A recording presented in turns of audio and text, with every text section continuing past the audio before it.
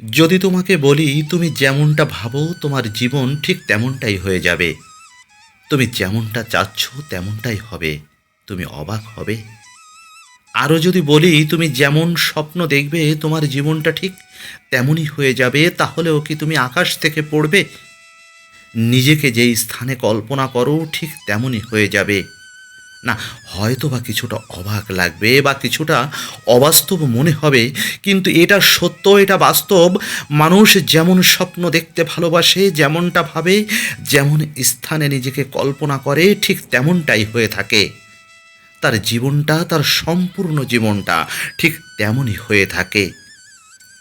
আমি বলি কি, স্বপ্ন পূরণ হওয়ার আগে স্বপ্ন দেখা প্রয়োজন, লক্ষ্য পূরণ হওয়ার আগে লক্ষ্য নিয়ে পরিকল্পনা প্রয়োজন। তবে বিভিন্ন মানুষের ধারণা বিভিন্ন রকম হয়ে থাকে, বিভিন্ন মানুষের ধারণা বিভিন্ন রকম হয়ে থাকে। তবে আমার ধারণা এটা যে এটা বাস্তব একটা সত্য। আমি যেটা হতে চাই, আমি যেটা করতে চাই, আমি যেটা ভাবি, এটা বাস্তবে পরিণত হওয়ার আগে আমার কল্পনাটা পরিণত হওয়া প্রয়োজন। এটা বাস্তবে পরিণত হওয়ার আগে আমার কল্পনাটা জরুরি, আমার কল্পনাতে হওয়া প্রয়োজন, আমার কল্পনাতে সেই চিন্তা ভাবনা থাকা প্রয়োজন। দেখো, নিজের বিষয়ে যদি আমি অবিশ্বাসী হই, অবিশ্বাস থাকে, তাহলে গোটা পৃথিবী অবিশ্বাসী হবে। আমি যদি বলি আমার দ্বারা সম্ভব নয়, আমি পারবো না, এটা আমার সাধ্যের বাইরে, তাহলে গোটা পৃথিবী এসেও সেটাকে উদ্ধার করতে পারবে না, জীবনটা পরিবর্তন করতে পারবে না। বলো, পারবে কি না? না, কখনোই তা সম্ভব নয়। যে কোনো মানুষের চিন্তাভাবনার উপর তার চরিত্র গড়ে ওঠে, তার ক্যারেক্টার গড়ে ওঠে, সেই মানুষটাই গড়ে ওঠে। কেউ যদি বলে যে মানুষের চিন্তাভাবনাই সব কিছু, আমিও একসাথে বলবো হ্যাঁ, চিন্তাভাবনাই আসলে মানুষের সব কিছু। তুমি হয়তো শুনেছ, অনেক মহান ব্যক্তিরা এটা হয়তো বলেছে যে স্বপ্নবিহীন মানুষের লক্ষ্যবিহীন মানুষ, গন্তব্যহীন মানুষ থেকে দূরে থাকো, নিজের দূরে থাকার চেষ্টা করো। দেখো, আমার ধারণা এর ব্যতিক্রমও কিন্তু কিছু নয়, তোমার ধারণাও ঠিক একই রকম হওয়া উচিত। মানুষের জীবনের স্বপ্ন দেখাটা প্রয়োজন। এটা নির্দিষ্ট, একটা নির্দিষ্ট লক্ষ্য, একটা নির্দিষ্ট টার্গেট, একটা নির্দিষ্ট এইম থাকা প্রয়োজন। নিজের একটা ইচ্ছা থাকাটা প্রয়োজন, নিজের একটা চাহিদা থাকা প্রয়োজন, নিজের একটা খিদে থাকা প্রয়োজন। প্রায় কথায় কথায় আমরা বলে থাকি যা কিছু হয় উপরওয়ালার ইচ্ছাতেই হয়। আসলে বিষয়টা কিন্তু এমন নয়। এই পৃথিবীতে যা কিছু হয়, এই পৃথিবীতে যা কিছু ঘটে, যা কিছু দেখো, সব কিছুই কিন্তু উপরওয়ালার ইচ্ছাতেই হয় না, বরং উপরওয়ালার পারমিশনে হয়ে থাকে, উপরওয়ালার নির্দেশে হয়ে থাকে।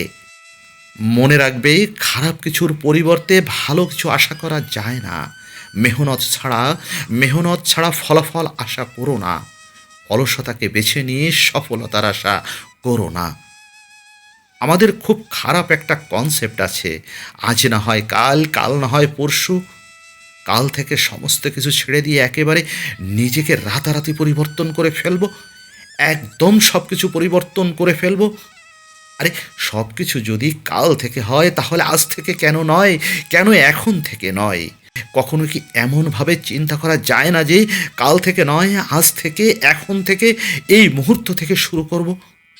আমার একটা ধারণা যে সমস্ত মানুষ সম্পূর্ণরূপে পারফেক্ট হতে পারে না। যেমন জীবন কাটাতে চাইছো সম্পূর্ণরূপে ঠিক তেমনটা হবে না। কিন্তু প্রতিবার যখন আমরা আমাদের লাইন থেকে বেরিয়ে যাব, ততবার কিন্তু লাইনের শেষে এসে আবার দাঁড়াতে হবে। আসলে এখন থেকে শুরু না হলে প্রতিবার একইভাবে লাইনের শেষে এসে নিজেকে নিজের অবস্থান নিতে হবে। সময় অপচয় হওয়ার পরে আফসোস হওয়াটা প্রয়োজন, আফসোস করাটা প্রয়োজন। আমি জানি না তুমি এটা বিশ্বাস করো কি না। মানুষের অনুশোচনা জাহির করে তার মেন্টালিটিটা কেমন। কোনো মানুষ যদি খারাপ কাজ করার জন্য মেন্টালিটিটা সেট করে, তাহলে এটা তার খারাপ সেন্টিমেন্ট, তার এই উপলব্ধি তার মেন্টালিটি প্রকাশ করে। কোনো মানুষ যদি ভালো কাজ করার জন্য সঠিকভাবে নিজেকে প্রকাশ করে, তাহলে এটা তার মেন্টালিটির সঠিক নিদর্শন। অথচ ভালো পথে আছে, বোঝা যায় তার সেন্টিমেন্ট, তার মেন্টালিটি ভালো।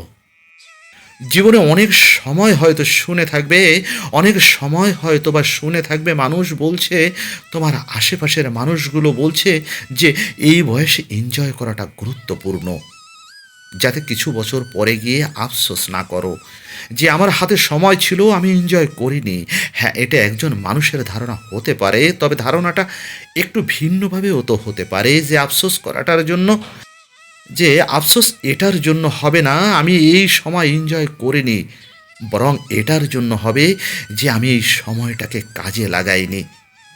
শতভাগ আফসোস এখানেই হওয়া উচিত। ওই সময়টা আমি কাজে লাগাইনি কেন, তার জন্য আফসোস হওয়াটা জরুরি ছিল। কাজে লাগাতে পারোনি। তুমি তোমার পরিবারের সকল মানুষজনকে জিজ্ঞাসা করো, যাদের জীবনের ঘাটতি আছে, অপূর্ণতা রয়ে গেছে, তাদের কাছে জিজ্ঞাসা করো, তারা প্রত্যেকেই বলবে এই সময়টা আমাদের কাছে খুব গুরুত্বপূর্ণ ছিল। ইস, যদি সেই সময়টা কাজে লাগাতাম, ইস যদি সেই সময়টা সঠিকভাবে ব্যবহার করতাম, তাহলে আজকের এই দিনটা এমন হতো না। আমরা আমাদের ইয়াং বয়সে যে সময়টা অপচয় করি, জীবনটাকে সহজ মনে করি এবং সহজভাবে কাটাতে অভ্যস্ত হই, সেই সমস্ত কারণগুলোই আমাদের একটা নির্দিষ্ট বয়সের পরেই জীবনটাকে কঠিন বানিয়ে তোলে, জীবনটাকে আফসোসে ভরিয়ে দেয়। দেখো, কাউকে অভিযোগ দেওয়া যায়, অভিযোগ দেওয়া যেতে পারে। আমরা বিভিন্নভাবে অন্যকে অভিযোগ করেও থাকি।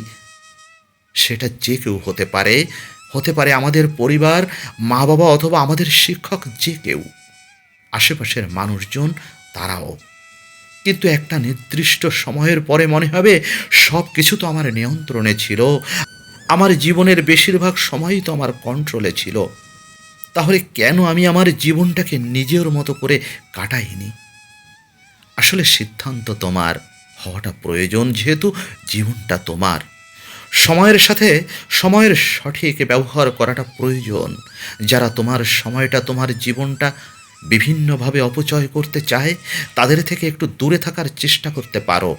যারা সময়টাকে, অপচয়টাকে খুব ভালোভাবে মনে করে, তাদের চিন্তাধারার সাথে তোমার চিন্তাধারা গুলিয়ে ফেলো না।